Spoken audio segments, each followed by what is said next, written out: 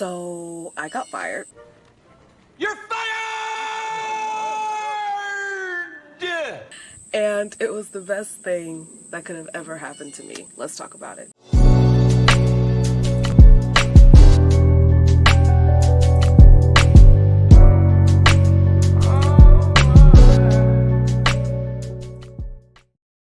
Hey guys, welcome back to my channel. This is Anani. Yes, you read the title correctly.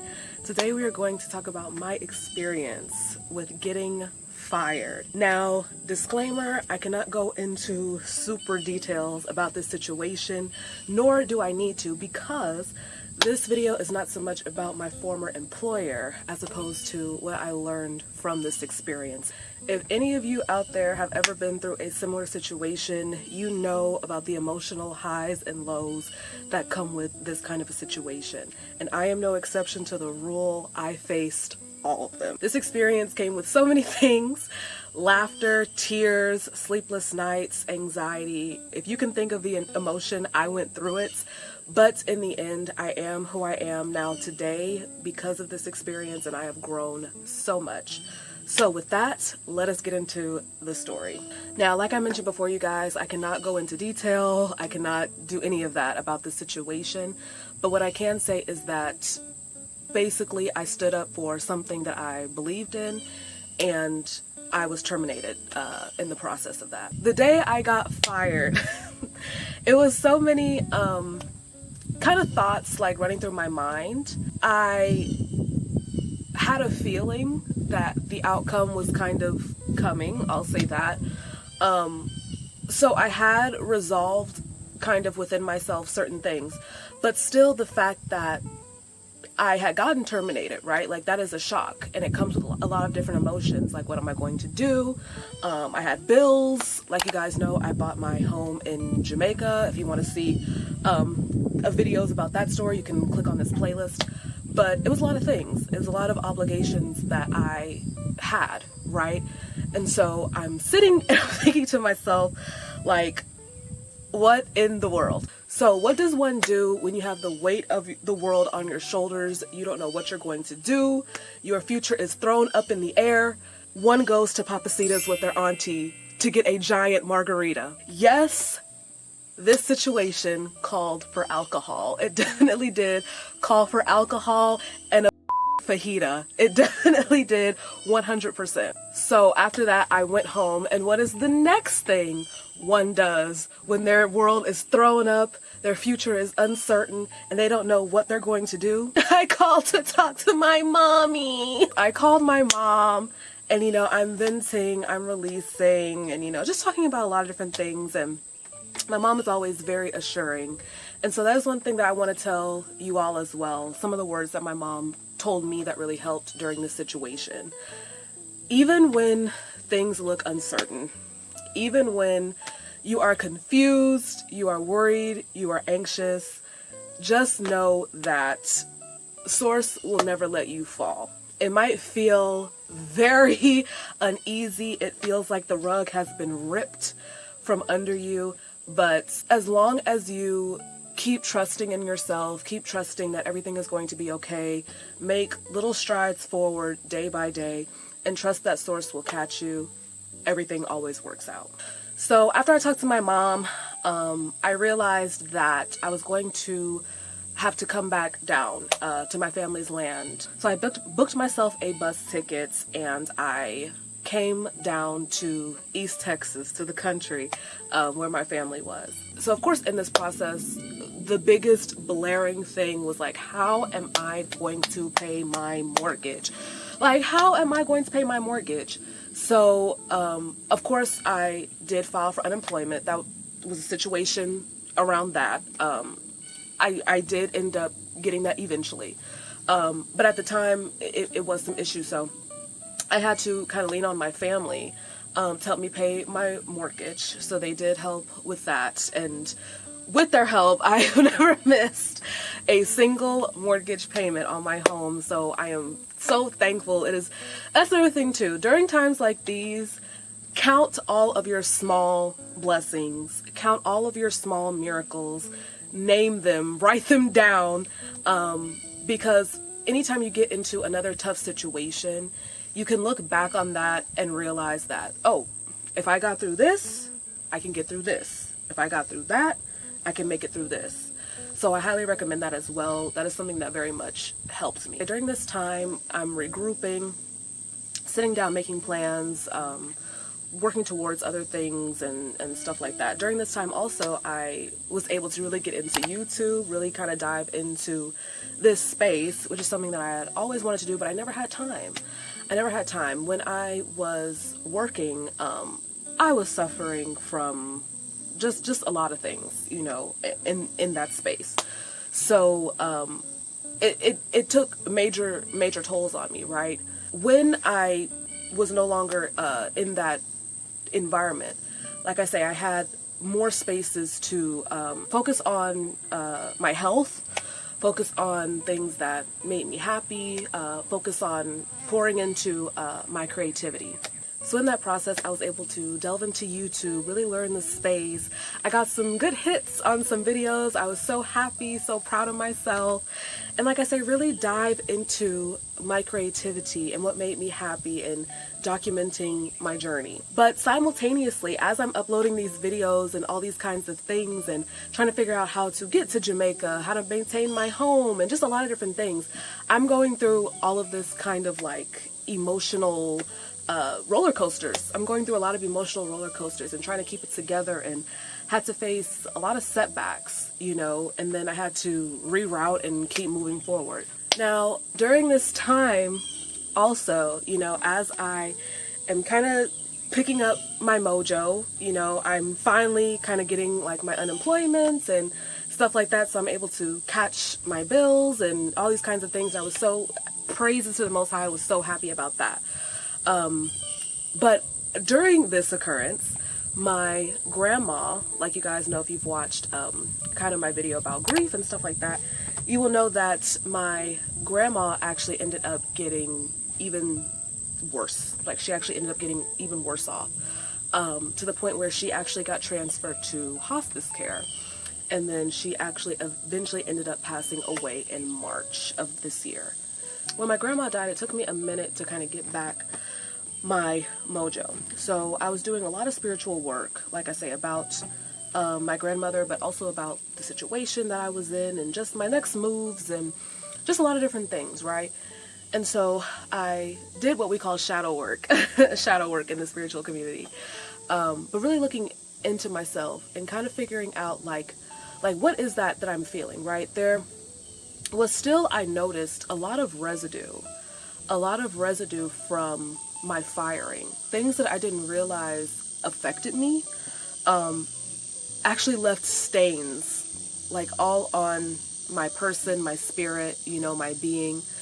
And at a certain point in time, I realized that no, I needed to look certain things dead in the eyes and face certain things in order for me to heal. And I realized that one of the biggest stains that I think that experience left on me, it touched on a core wound that I have about validation, and that my worth is very much codependent. It's very much codependent. It was not independent, right? It was very much hingent upon what people thought of me, you know. And it was so hard for me to realize, because in my life, I am known for just doing I'll do bold things, right? I am known to to stand up for injustice, think later. Like if I want to do music, I'll go do music. If I want to go move to Jamaica, I'll move to Jamaica. Like if I want to become an entrepreneur, I'll become an entrepreneur. Like it is this thing within me, right? Like I do have this kind of self-assurity. So it was strange when I realized that two things can be true simultaneously. You can be who I am, right? This like passionate person who fights for her beliefs, who stands on her morals, you know, who does what her heart calls her to do. And you can also be a person whose heart needs hugs. And everybody inherently needs a little bit of validation, right? It is it is a human nature type of a thing. But I think what I realized is, like I say, it crossed a point that I think was very much unhealthy, right? Where it's, my worth is codependent. It's like I had to sit back and learn that the choices I make are my choices. And I have to validate my own spirit, right? I have to validate my own spirit. I have to know that I am worthy not because of the outcome of a thing, right? But I'm worthy just because I am worthy, right? I am worthy just because I am me, you know? And that even still, right now, like I am learning that, but that is going to take a long time to fully master, right? You don't learn and master concepts, you know, that you see you have issue in 2 days. Like, it doesn't work like that. It's going to take me a while, but I think this experience opened my eyes to that. But what I will say is, now that I am aware of that issue, now when it comes up, I see it for what it is, and I'm able to kind of talk myself down, redirect myself, and root within myself. It's not always easy. It takes a lot of self-talk and things like that, but to be able to know and to be able to see it for what it is, I think is growth. And that's kind of what I want to tell you guys out there as well. You know, if any of you have ever been through a firing or anything like that, first of all, let me know about your experience in the comment section if you are able to do so. Like I say, unless you have an experience like mine where you're not able to, but yes, if you are, I would love to hear you all's stories, and drop other tips and stuff like that in the chat for people who have found this video that might be needing some encouragement. But one thing that I will say is that, you know, with firing and when a person gets terminated, even if you feel justified in what you did, right, there is still kind of a sense of embarrassment, you know, that comes with it. You all know how the workplaces are, right? The gossip starts, the whispering starts, and, you know, if you're a person kind of like me, you know, you are very kind of justice oriented, fairness, balance, right? And so you kind of have this thing of, wait, you know, I wasn't wrong, guys. Like trying to, again, kind of get that validation, you know, from your peers and stuff like that, so your reputation, you know, you want to protect your reputation and a lot of different things, right? So, like I say, even if you feel fully justified in what you've done, there is still kind of this sense of embarrassment. You know, some people might feel shame. Some people might feel, depending on the circumstances, they may feel worthless, like they didn't matter and stuff like that. But what I want to tell you all is to always remember, your worth does not need a witness. Make sure whatever you do, you are doing it because you believe in it. You know, you're not doing it for the wrong reasons. But if you know that your heart, your conscience, your spirit was leading you a certain way, you know, even if you know, like, let's say, like, even if it's not necessarily like in a my particular situation, but even, like I say, you know, you did the best you could, right? And you still got terminated or whatever. Again, validate yourself. Validate yourself. You don't need your ex-employer to validate you. You don't need your coworkers to validate you. You don't even necessarily need your family to validate you. Stand in your truth. Be proud of who you are. Be proud of the work you've put in. Be proud of what you've done. And again, clap for yourself. You know, tell yourself that you're proud of yourself. I had to do a lot of those exercises where you look in the mirror, right, and you say, I am powerful, I am secure, I am, you know, do all those things, and they really do help. Also, too, I listen to a lot of frequencies. That helps keep me centered, helps keep my mind in the places that it needs to be. Also, too, I think it's important to come to the conclusion with yourself that no is not the end. No is not the end. It might feel terrible in the moment, but we always hear this saying, rejection is very much protection. And I have learned that a lot in my life. It'll be situations that I'm like, oh my goodness, why? And then in the future, it always makes sense. It always makes sense later on. You don't always need to know the answers. That is something that I struggle with. I struggle with so bad. Where I always like to know like the nitty gritty. I am very like meticulous and stuff like that. So I always want to know, pardon me, I always want to know like, okay, but what's going to happen next? But how is it going to happen next? But what is this? But what is that? You know, but you don't need to know everything, you know. You do the best you can, you do things to the best of your ability, and then you let source and spirit handle the rest. A major lesson that I have learned is that regardless, it is universal law. The universe will always rebalance itself.